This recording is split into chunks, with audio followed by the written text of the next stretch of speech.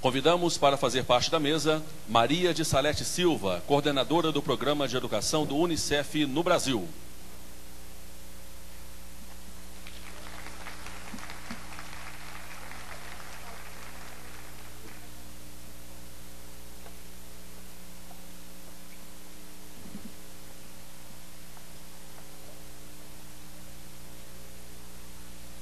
Convidamos para subir ao palco o senhor Rodrigo Mendes, diretor fundador do Instituto Rodrigo Mendes.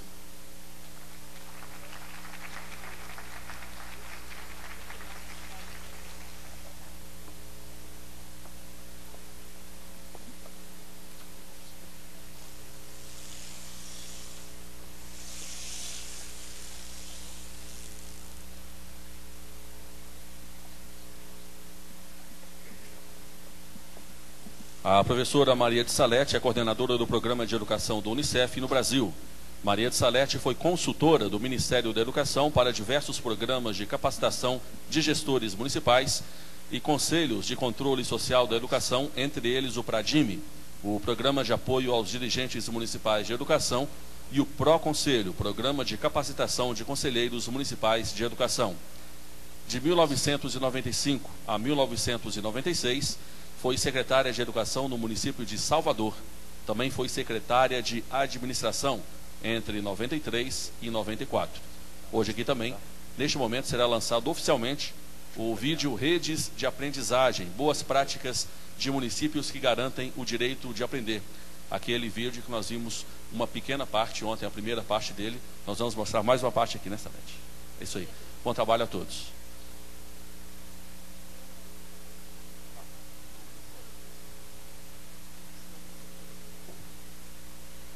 Bom dia a todas e todos. Para mim e para o Unicef, especialmente, é sempre muito bom estar com vocês.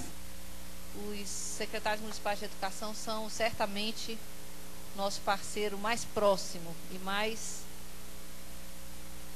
importante para a garantia dos direitos das crianças e adolescentes no Brasil. Vocês são responsáveis e o nosso representante que esteve aqui no primeiro dia certamente deixou claro a importância dessa parceria pela responsabilidade de vocês na garantia de direitos, especialmente na educação infantil e no ensino fundamental. Além de todos os programas que vocês desenvolvem nos municípios e que garantem plenamente e integralmente o direito de aprender das crianças. Eu acho que o exemplo que a gente viu aqui com essa linda e emocionante apresentação dos meninos do... Como é o nome? Já para Tempo da Escola, certo? Do Tempo da Escola, mostram como a gente tem condição e vocês têm condição de fazer e estar juntos com as famílias e com as crianças nessa garantia. A gente vive no Brasil, e eu quis trazer essa apresentação. Quem estava no fórum, eu já não me lembro qual foi o fórum que a gente apresentou o livro do Redes, acho que foi Brasília, que depois se transformou no vídeo, né? Foi o terceiro fórum. E a gente quis trazer isso para vocês, que o programa de educação do Unicef não se chama educação, ele se chama aprender, porque a gente entende que é esse o direito que as crianças e adolescentes têm de ter garantido. Não é simplesmente frequentar a escola, não é simplesmente nada de maneira isolada, mas que a gente possa, nós criamos o que a gente chama da equação para garantir o direito de aprender, que é universalizar o acesso, a permanência, a aprendizagem e a conclusão, tudo isso na idade certa. Parece simples, mas vocês bem sabem que é um desafio enorme, garantir acesso, permanência, aprendizagem e conclusão. Quando a gente começou essa sequência de estudos que a gente fez, o Aprova Brasil, vocês todos conhecem porque a Undime sempre foi nosso parceiro, né? O Aprova Brasil, logo quando teve o primeiro resultado da Aprova Brasil, tem aqui duas pesquisadoras queridíssimas que estão com a gente desde o primeiro estudo. Depois a gente fez o Redes de Aprendizagem e, por último, o Caminhos do Direito de Aprender, que a gente lançou no último fórum da Undime.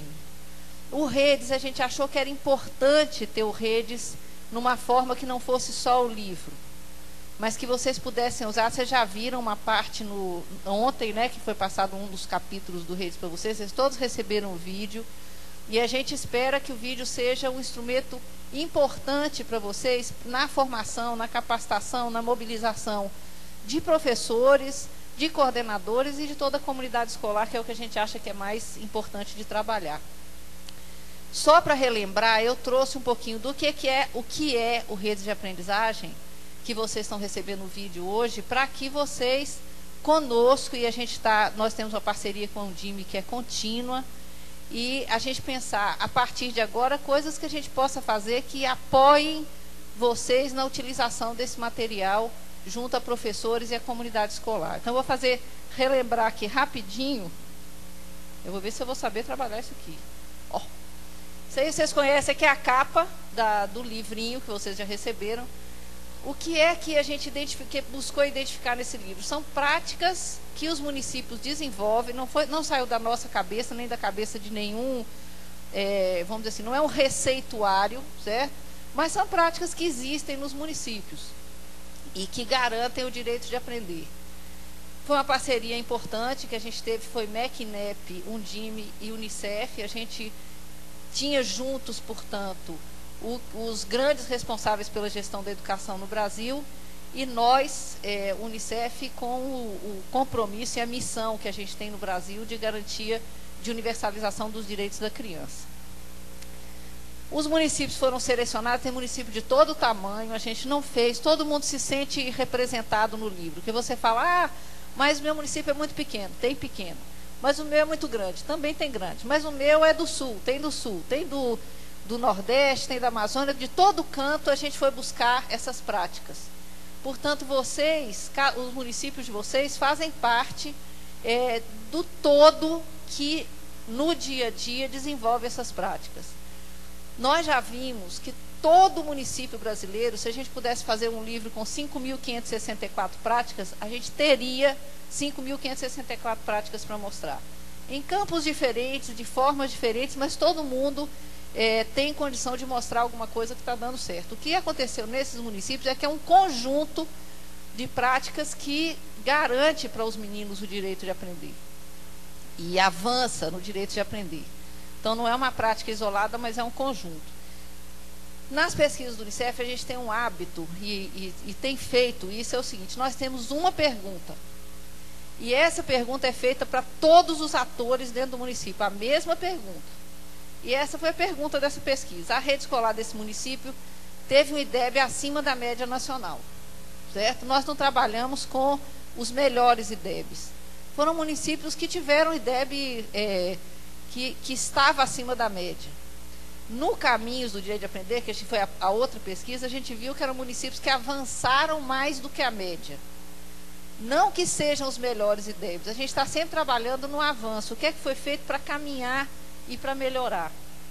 E a gente perguntou, a que fatores você atribui esse resultado? O que é que foi feito aqui que deu esse resultado? E o que é que fundamenta as boas práticas que a gente identificou? E essa, para nós, foi vamos dizer assim, a lição mais importante que a gente aprendeu e que tem tudo a ver com o tema do fórum e com o caminho da Undime. É uma rede orientada para a aprendizagem dos alunos e das alunas. Não é uma escola que se sobressai, como a gente encontra muitas vezes, você ter redes que tem escola com IDEB 8 e escola com IDEB 1,5. Então, não é você não sente um avanço de rede, porque você coexistem na rede, ou coexiste na rede, uma iniquidade muito grande da aprendizagem, medida pelo IDEB. É lógico que tem outros fatores, a gente está falando de IDEB porque a gente considera um indicador que dá pistas das coisas que estão acontecendo. Então, o fundamento principal dessas práticas que a gente viu é exatamente uma rede que é orientada para a aprendizagem.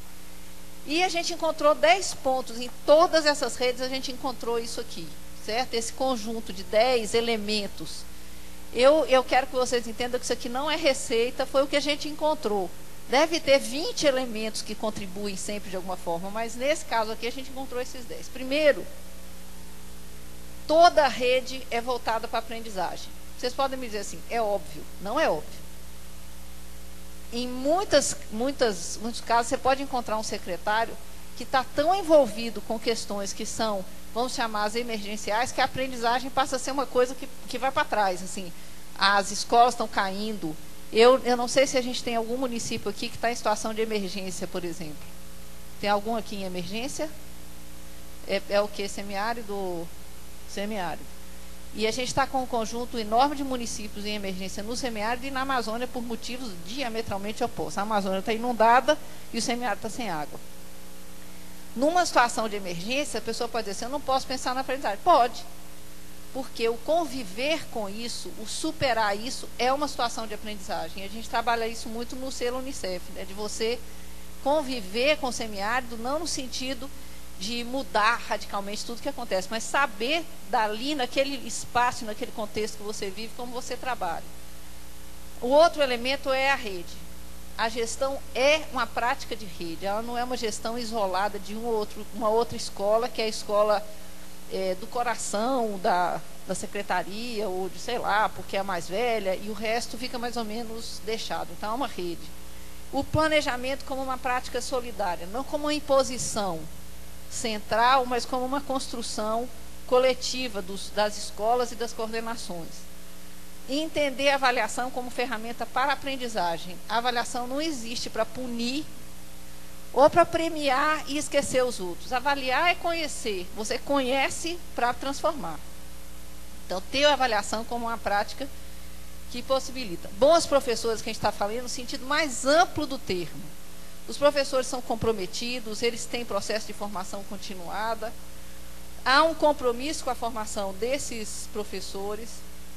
Há uma valorização enorme da leitura. Essa foto, eu adoro essa foto, porque essa menina quietinha debaixo da mesa, lendo, é uma coisa muito gostosa, de você ver que aquilo ali é um prazer para ela. Ela não está sentada com aquela cara, ai meu Deus, tem de ler esse livro todo. Não, eu estou aqui porque eu gosto de ler, né?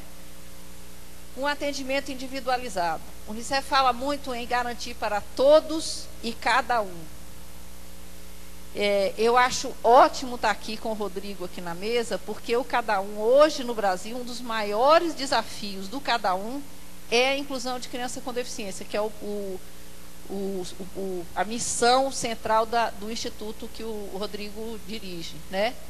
E sabendo, por exemplo, a gente conhece e acompanha, né, os desafios, seja em Goiânia, que a secretária Neide está aqui, ou seja em cada um de vocês, nós temos um desafio individualizado em cada município, que é atender as crianças com deficiência.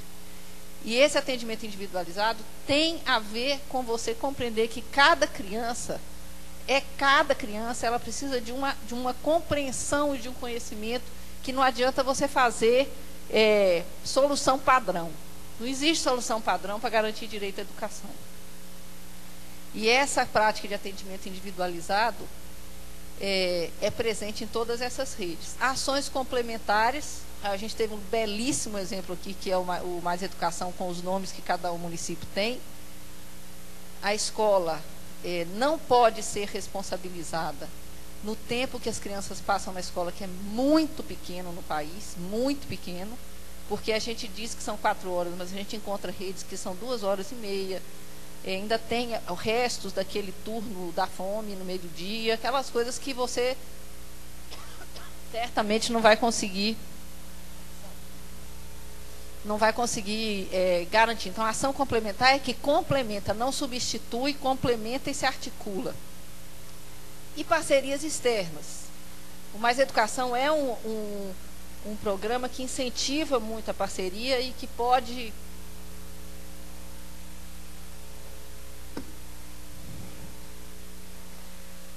garantir para as escolas que elas não se sintam só. Tem muito exemplo bacana de parceria no livro e aparece também no vídeo. O que a gente encontrou de atitude, que é uma coisa diferente de prática, né?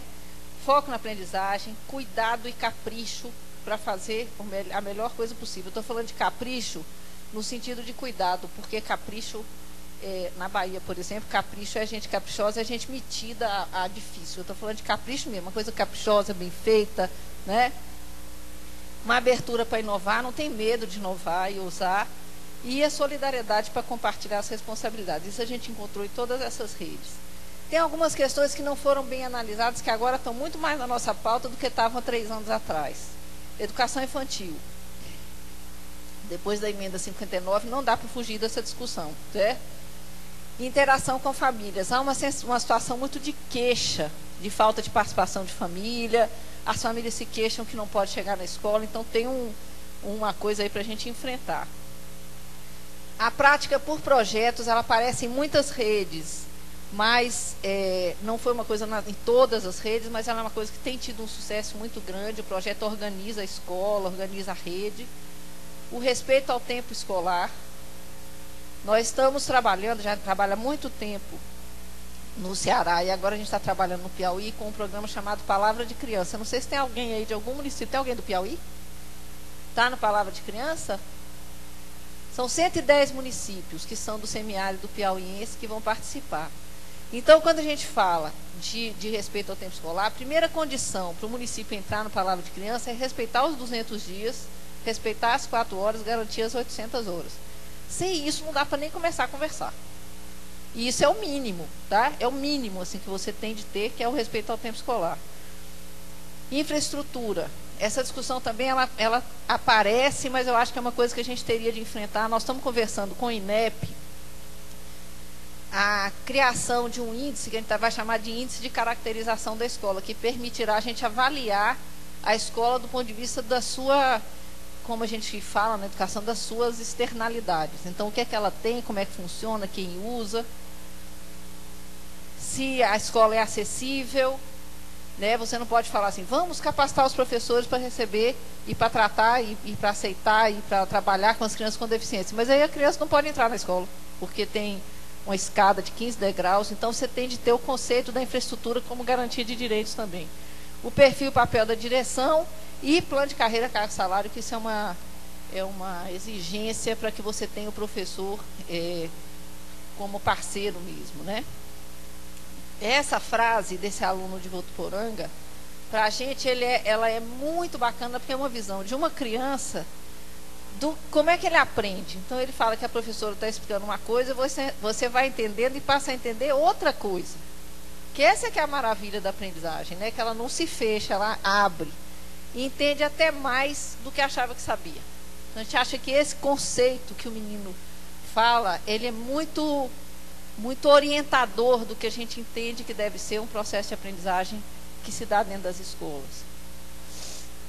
Bem, essa é a capinha do DVD que vocês todos receberam. Nós escolhemos, esse DVD tem 4 possibilidades de ver, para que vocês possam trabalhar. Na primeira, muito obrigada, viu? Mas eu vou passar o pedacinho do DVD para vocês. Você pode colocar para a gente? O primeiro que chama Redes de Aprendizagem. Vocês veem todo como é que a gente chama? O vídeo, né? Ali nossos companheiros, parceiros que foram há 3 anos estão com a gente. O Fernando Almeida, que vai falar aqui depois. Gente, a gente sofreu muito, não foi não? Para fazer isso. E agora a nossa companheira que está lá no MEC agora, e que eu acho a Mônica, que desde a primeira reunião estava com a gente para fazer esse DVD, que foi uma aventura no município. Por coincidência, estão aqui os dois no lançamento, a Mônica e o Fernando. Você pode ver ele todo, ou então você vê ele em partes. Vocês viram a primeira parte, e a gente escolheu hoje, para passar para vocês, uma parte que chama Nenhum a Menos, que é exatamente da atitude de busca, esse 1 a 1, nenhum a menos. Que é o que a gente fala da universalizar para cada um. E a gente queria passar para vocês e deixar, primeiro, a curiosidade, que vocês vão ver a valorização da leitura, que é o outro pedaço. Vocês viram a aprendizagem e hoje vão ver 1 a 1, nenhum a menos. O que é que significa o nenhum a menos? Eu queria só dar um número para vocês. Eu acho que a gente vive num país que tem desafios que são muito difíceis de enfrentar. E o primeiro deles é exatamente esse do 1 a 1. Quando você fala em qualquer lugar, a gente participa muito de reunião com colegas de outros países. E estamos desenvolvendo um estudo que a gente vai lançar esse ano com vocês, e certamente a gente vai ter oportunidade de mandar, que chama Criança Fora da Escola. São 26 países. Aí todo mundo fala, gente, o Brasil já está resolvido, né? Vocês estão com 98% das crianças de 7 a 14 anos, não tem nada que ficar se preocupando mais, já está todo mundo na escola. Mas eles esquecem ou não consideram o tamanho do nosso país. Porque esse 2% que não está na escola é muito maior do que muitos países. Nós temos 540 mil crianças de 7 a 14 anos fora da escola. São só 2%. Então, ou você fala 2% é uma bobagem, ou você entra na visão do cada um. O todos está até perto, mas o cada um não. Quem são esses meninos? Quais são aqueles que a gente não pode deixar nenhum fora da escola? São quase 200 mil, ou 150 mil, a gente não está com o número certo, está batendo agora o censo novo, com o censo de crianças com deficiência. Esse é o maior grupo. Desses 540 mil, 80 mil são negros. 80 mil, não, peraí. 65% são negros. Então, isso é maior do que o percentual de crianças negras desse país. Portanto, há uma desigualdade relacionada com isso. Estão mais na zona rural do que na zona urbana. E estão muitos deles envolvidos com trabalho infantil, ou sendo explorados em atividades que eles não deviam estar fazendo. Então, esses 540 mil são os excluídos dos excluídos. Eles têm de ser a nossa prioridade. Manter quem já está e trazer quem não está. E só quem pode achar esses meninos e trazer para a escola são vocês nos municípios. Não há nenhum órgão, nem estadual nem federal, que dê conta disso. Vocês sabem essas pessoas quem são, vocês sabem onde eles estão, e vocês vão ter de construir com toda a rede que tem de municípios, de estados e o Ministério da Educação, construir a solução para trazê-los para a escola. Na Amazônia você tem problema de transporte brutal, certo? A gente fez reunião já muitas vezes com o secretário da Amazônia. Qual é o maior problema da educação na Amazônia? A acessibilidade de transporte. Isso aí é consenso geral. Você tem meninos indígenas que não têm escola na língua deles, você tem poucos falantes, então você não tem como criar material para 7, 10 crianças que falam aquela língua. Você tem a criança com deficiência, você tem crianças quilombolas, ou seja, a gente tem de conhecer esses excluídos para saber.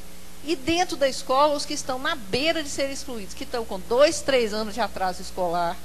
Então a gente quer deixar para vocês, e a gente vai assistir esse pedacinho do vídeo, essa provocação. Nós, cada um de nós, então é assim, todos e cada um, certo? Nós temos de ter a responsabilidade de garantir para todas as crianças no Brasil, eu não estou falando de brasileiros, a gente está com um monte de imigrantes ilegais que estão fora da escola, a responsabilidade nossa. Estão no Brasil, a responsabilidade é nossa. Então, de todas crianças e adolescentes no Brasil, na escola, aprendendo e concluindo na idade certa. Eu acho que esse é o nosso grande desafio. Instrumentos tem, a gente já vai contar aí com a alfabetização na idade certa nacional, de garantir que esses meninos saibam ler aos 8 anos, de garantir que eles estejam bem, que eles tenham atividade no outro turno, que eles sintam que aquele é um ambiente de aprendizagem, para que eles construam um projeto de vida que tenha a ver com a comunidade deles e com o futuro que eles querem ter. Essa é a missão que nós temos no Brasil, e é a missão que a gente só vai alcançar se tiver com vocês. Então eu deixo o vídeo finalizando e fico à disposição para o Unicef, parceiro da Undime, qualquer coisa, vocês falando no site, vocês falam com a gente.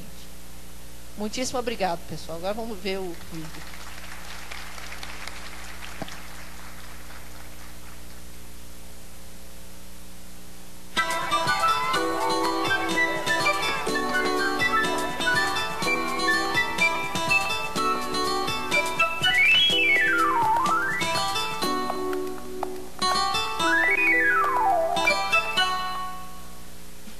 Em 2008 foram publicados os resultados da pesquisa Redes de Aprendizagem, boas práticas de municípios que garantem o direito de aprender. O estudo foi realizado de forma associada por Unicef, Undime, MEC e INEP. Foram pesquisadas 37 redes municipais que têm na valorização social da educação e da aprendizagem o sentido e a meta de seu trabalho. Nestas redes, o aluno não é só aluno de uma professora, é aluno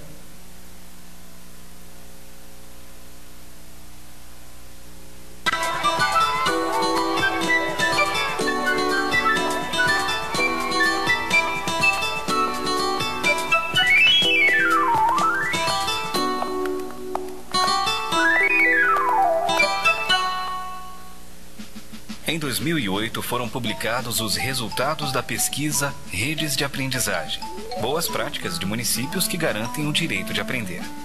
O estudo foi realizado de forma associada por Unicef, Undime, MEC e INEP. Foram pesquisadas 37 redes municipais que têm na valorização social da educação e da aprendizagem o sentido e a meta de seu trabalho. Nestas redes, o aluno não é só aluno de uma professora, é aluno da rede. O professor não está sozinho, é parte da equipe da escola e da rede. Toda criança pode aprender. A diferença está no tempo e na forma de aprender de cada um. Para que isso seja possível, as redes pesquisadas têm um compromisso em comum, o de não desistir de nenhum aluno. Dessa forma, educar todos implica acompanhar de perto a evolução de cada criança.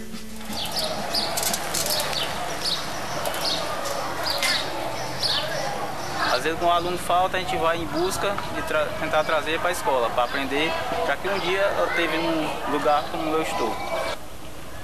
O Sávio, ele foi nomeado esse ano como coordenador de comunicação.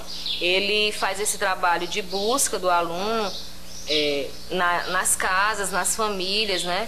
O primeiro passo é chegar na escola, né? Todo mundo entra nas salas e ele vai fazendo essa contagem, né, de alunos faltosos. Às vezes é doença, às vezes é condição financeira para comprar o chinelo, né? Mesmo a condição mesmo do dia a dia. Às vezes o aluno não tem merendado ainda, chega na casa, os alunos com fome ainda, a criança com fome.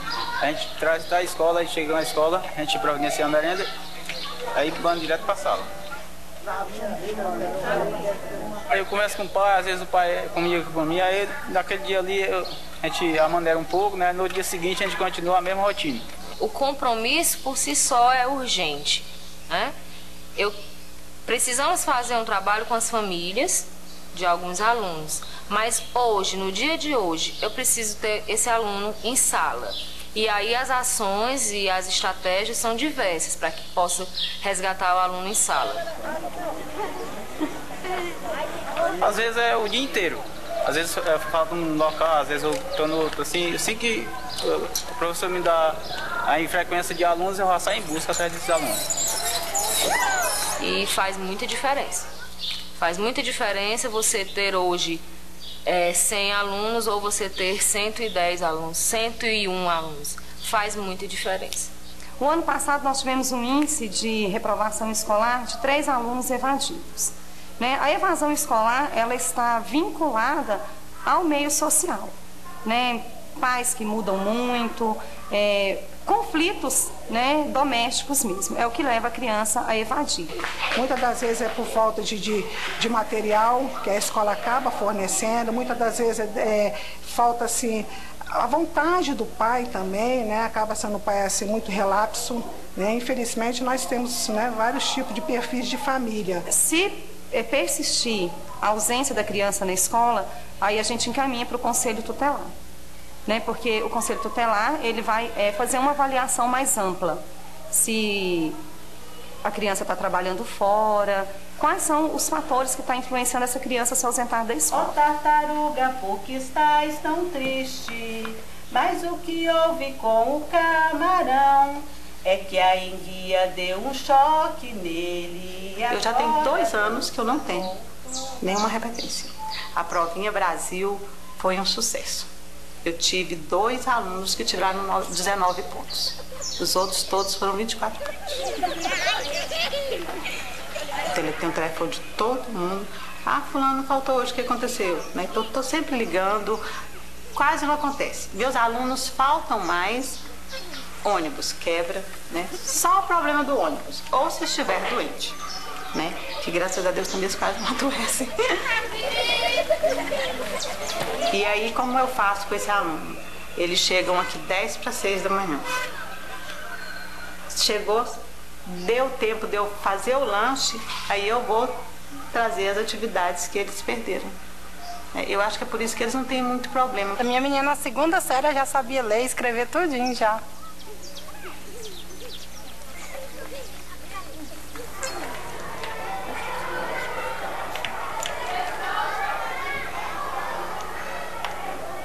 O Cristiano é um menino assim que ele tem a parte cognitiva muito bem desenvolvida. Ele é muito inteligente, então ele grava muito fácil. Ele gosta de vir, porque ele diz que precisa estudar, ele não vai depender a vida inteira de mim, né? Um dia ele quer ser dependente dele mesmo. Este nosso aluno que é deficiente visual e também cadeirante, ele estuda numa classe regular, ele está no 4º ano. Ler, escrever, mexer no computador, só. E ele também tem o atendimento especializado na sala de recursos. Então, no momento em que ele está na sala de aula, ele participa de todas as atividades junto com os seus colegas. E na sala de recursos, ele está aprendendo o braille, então ele tem atividades específicas que atendem à deficiência dele. Na sala de aula, eu encaro assim de uma maneira natural. Porque a princípio, assim, ver ele não pode, mas toda a parte auditiva, ele é muito puxado na parte auditiva, né? Então, tudo que a gente pergunta, ele responde, ele participa das aulas. Ele está em sala de aula com a professora Carmen num período, depois ele vem para a minha sala e eu dou uma ênfase naquilo que ele aprendeu lá, naquilo que ele vai aprender, no conteúdo que está sendo desenvolvido com o grupo, né? Nós devemos atender a todos dentro das suas particularidades. Não é um trabalho muito fácil, porque cada pessoa é um indivíduo, né? Não só os que têm alguma dificuldade maior ou alguma deficiência, mas todas as pessoas, as ditas normais, também são diferentes, né? Para melhorar o desempenho das crianças e dos adolescentes, as redes buscam parcerias com agentes externos à comunidade escolar. Foram identificados 4 tipos de articulação: setor privado, universidades, órgãos públicos e programas intersetoriais. Nas redes analisadas, a escola... Isso foi só um... Já tiveram um tira-gosto ontem, agora estão tira-gosto agora.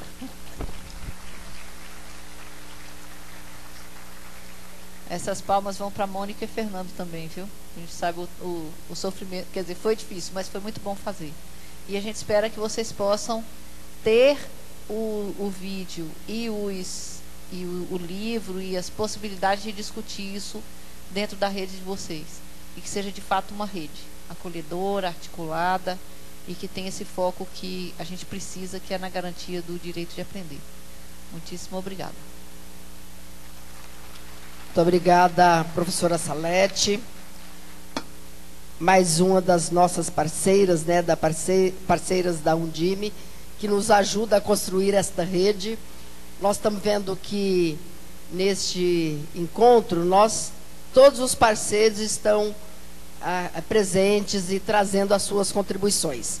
Nós vamos passar então para o Rodrigo, que é do Instituto Rodrigo Mendes, também mais um parceiro, que vai apresentar o projeto Diversa.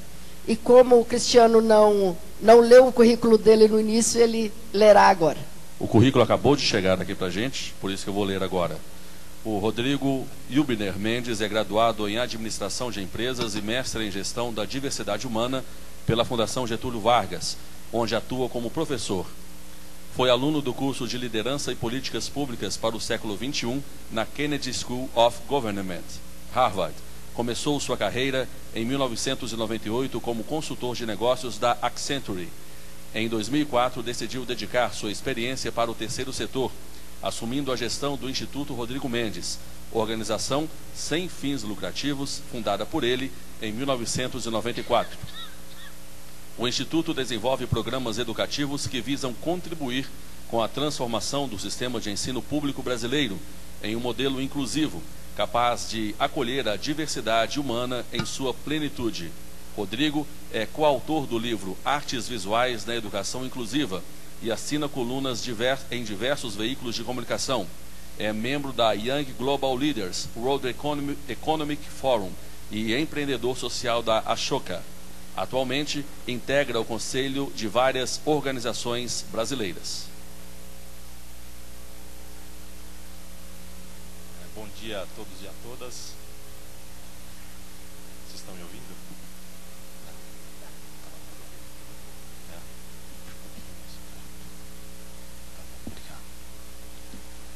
dia novamente. Gostaria de agradecer o convite da Undime. É um prazer poder participar desse painel e dividir com vocês um pouquinho do trabalho que o nosso Instituto vem desenvolvendo. Hoje o tema vai ser um portal que foi lançado ano passado em parceria com o Ministério da Educação, se chama Diversa, e eu queria navegar um pouquinho sobre essa plataforma para mostrar para vocês os serviços que a gente tem disponibilizado para as redes públicas de ensino do Brasil. Augusto está acompanhando, se a gente pudesse entrar na homepage.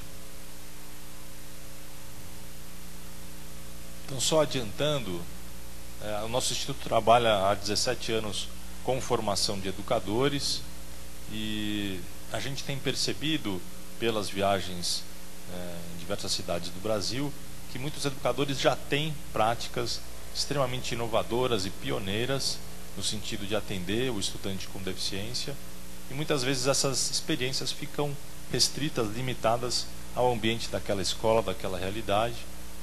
Então a gente começou a pensar em como dar visibilidade, como dar espaço de discussão para aquilo que já vem sendo desenvolvido com muita criatividade.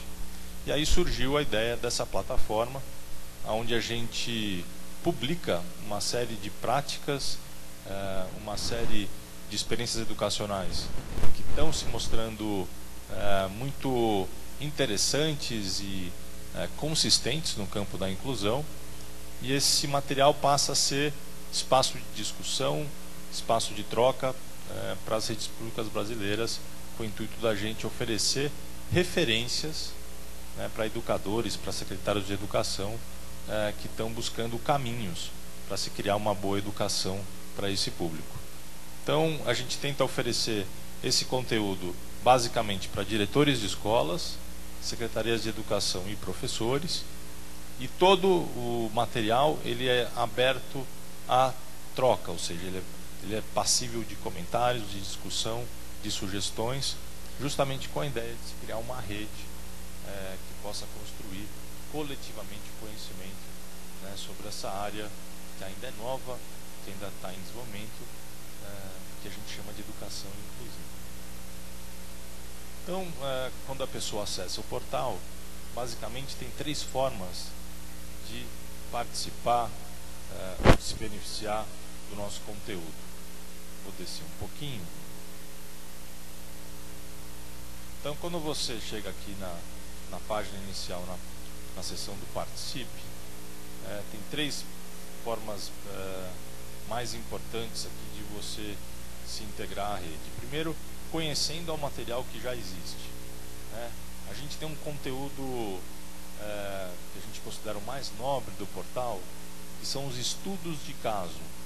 Estudos de caso são trabalhos de pesquisa, onde a nossa equipe de pesquisadores se aproxima de uma escola ou de um município que é publicamente reconhecido como avançado no campo da educação inclusiva, e a gente então passa um tempo tentando entender como é que se deu aquele arranjo, como é que aquele grupo de educadores conseguiu se articular para criar uma educação de qualidade, pensando no atendimento de todos e de cada um. Como resultado final, a gente gera um material para a formação de educadores. Então, cada estudo de caso ele resulta em material impresso e em vídeo, que todas as secretarias de educação podem usar gratuitamente para os seus processos de formação, e esse material fica no portal para que as pessoas possam acessar e comentar. Deixa eu entrar um pouquinho na página dos casos para o pessoal entender. Então aqui está a nossa biblioteca de estudos de casos. O ano passado a gente realizou 4 pesquisas, foram 2 escolas indicadas pelo MEC, que foram premiadas até em 2010. A primeira delas fica no Acre, em Rio Branco. Então a pessoa, quando chega no primeiro caso, ela pode acessar o vídeo ou acessar o material que pode ser impresso para formação. Deixa eu clicar ali no download.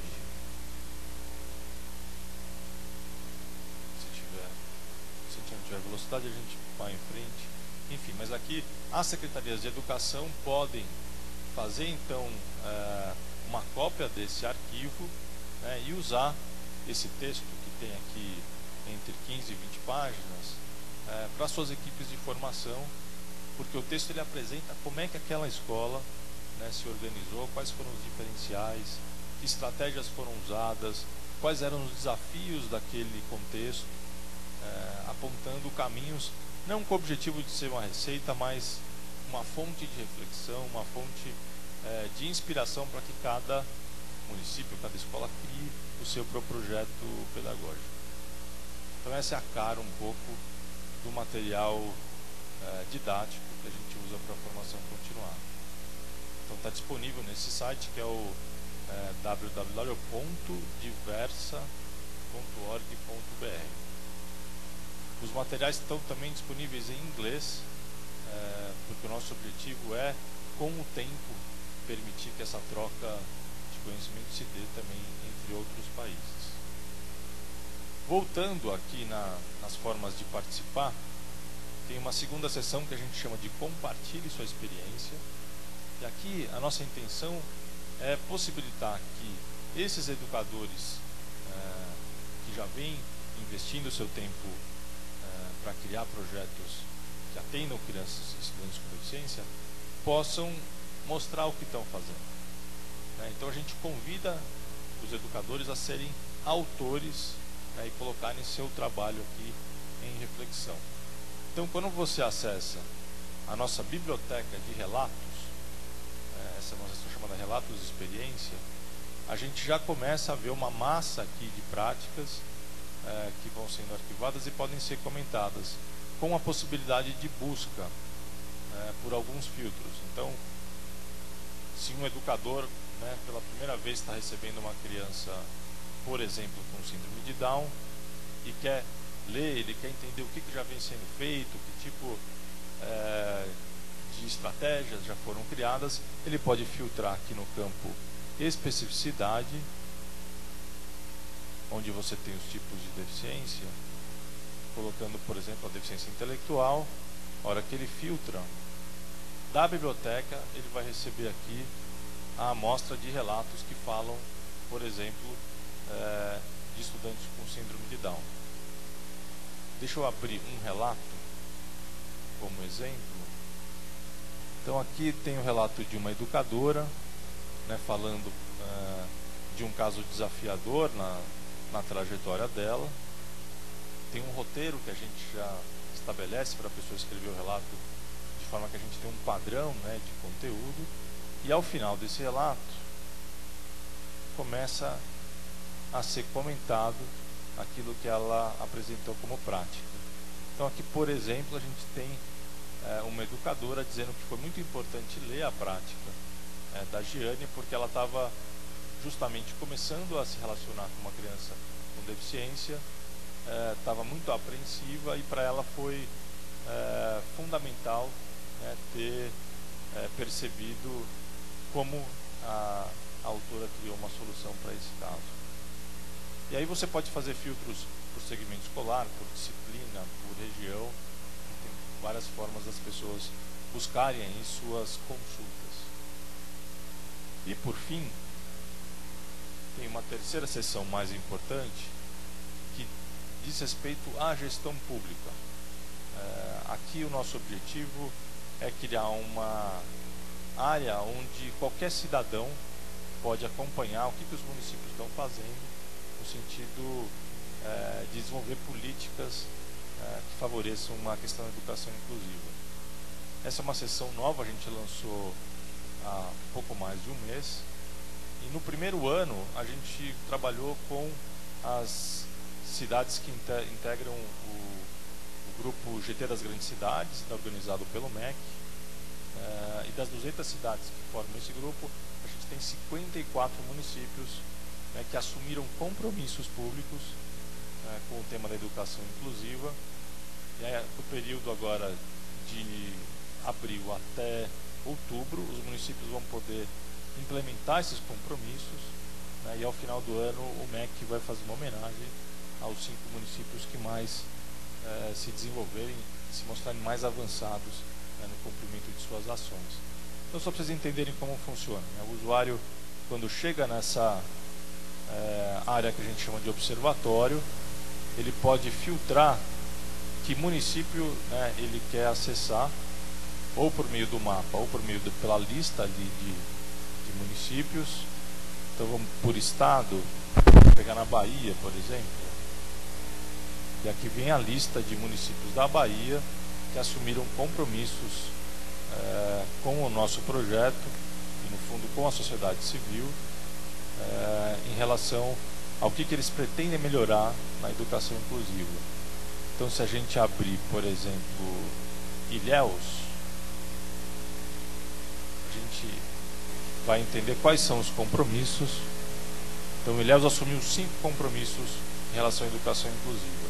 Para cada compromisso, a Secretaria de Educação tem que detalhar os objetivos, as estratégias e os prazos que eles assumem, né, para realizar esse compromisso. Então, entrando aqui na página de um deles, vocês estão vendo ali objetivo, estratégia, prazo. E aí tem uma métrica que a gente estabelece que aponta qual o percentual de conclusão desse compromisso.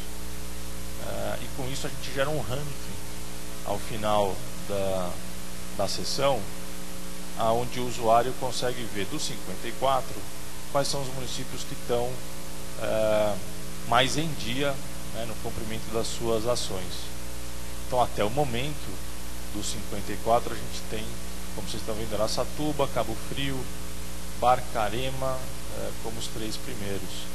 Então, isso é uma referência para que todo mundo possa exercer o seu controle social, ou seja, cobrar aquilo que o poder público assume como compromisso e, por outro lado, estabelecer uma comunicação, né, entre o cidadão e as secretarias de educação.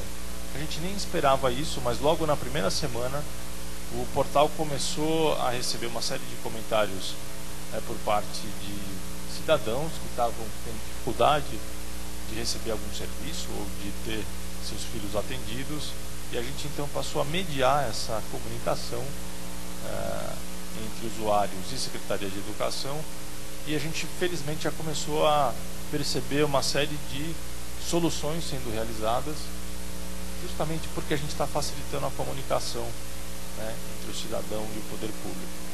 Tem o caso de uma garota, por exemplo, que estava com uma série de restrições para ser bem atendida na sala de aula regular, porque não tinha lá um auxiliar de sala, e escreveram então para a nossa equipe, a gente entrou em contato com a Secretaria de Educação, e em uma semana o caso foi resolvido. Essa estudante está agora podendo ter um atendimento com maior qualidade, pela simples comunicação que foi feita entre o cidadão e a Secretaria de Educação. Então, essas são as 3 principais sessões do portal. O nosso tempo aqui ele é reduzido. O objetivo era só dar uma visão geral do que a gente está oferecendo e que pode ser ferramenta de uso para vocês como secretários, e convidar todos a enviar os seus relatos. Aquela sessão que eu mostrei como compartilhe sua experiência, no fundo ela está disponível para que vocês articulem-se junto com os educadores de cada cidade, de forma que a gente receba práticas do Brasil todo, e isso de fato cada vez mais se torne fonte de transformação, fonte de aprendizagem para os nossos educadores. Então, mais uma vez agradeço aqui o espaço, espero ter respeitado o tempo, viu, Cleusa? E estou à disposição para quem quiser conversar. Então, lembrem-se do endereço diversa.org.br, e a gente espera vocês nesse ambiente de troca e de construção. Muito obrigado.